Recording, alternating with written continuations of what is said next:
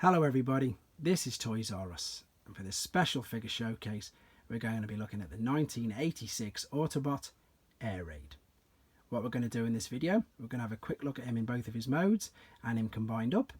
We're going to have a look at things that you need to be aware of if you're after purchasing one yourself, and I'm lucky enough to have a couple of different types of packaging, so we're going to have a look at them and the artwork that's on the back of that. Right then, let's get started.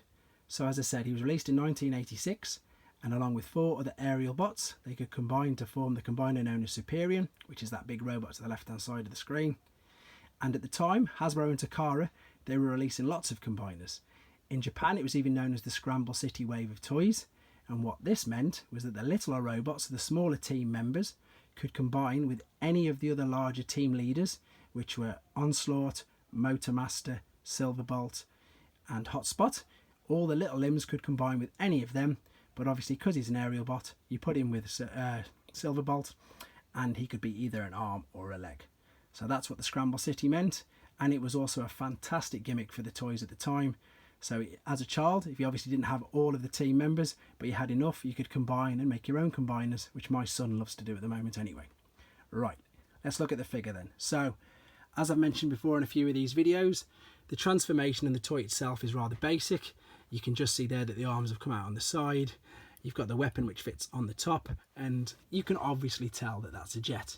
But again, I've said this before, the main gimmick they were going for was the fact that you could take that robot, not only could he be a jet, but he would also be, as I said, either a leg or an arm. And on Superion, he's normally always the leg.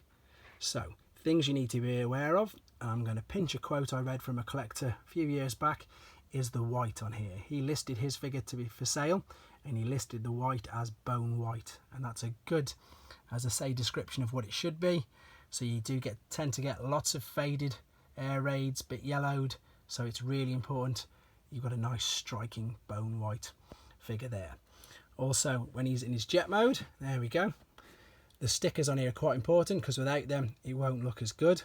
You still get to see a bit of the white, the silver on the top, as I say, of the cockpit, and of course the wheel landing gear which folds down there.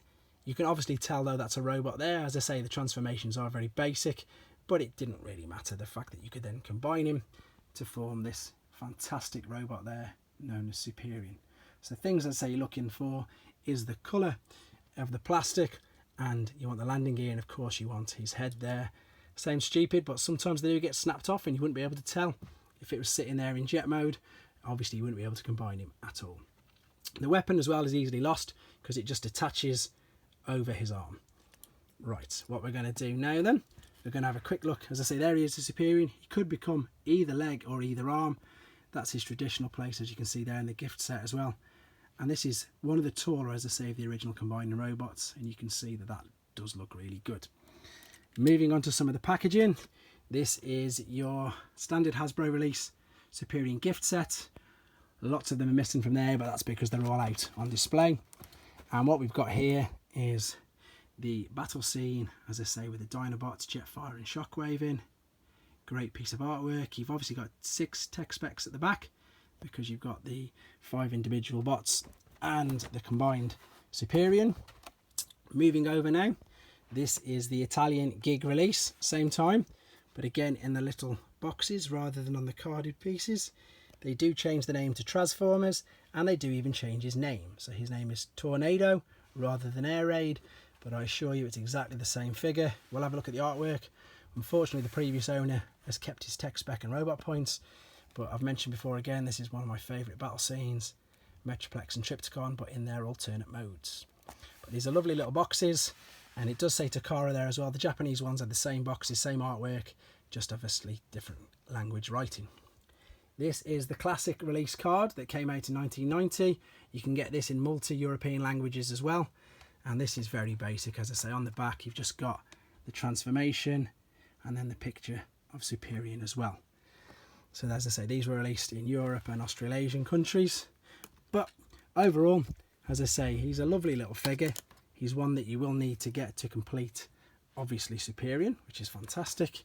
And as I say, 1986, he's been re-released numerous occasions already under the Generations line. A great figure, and thanks very much for watching.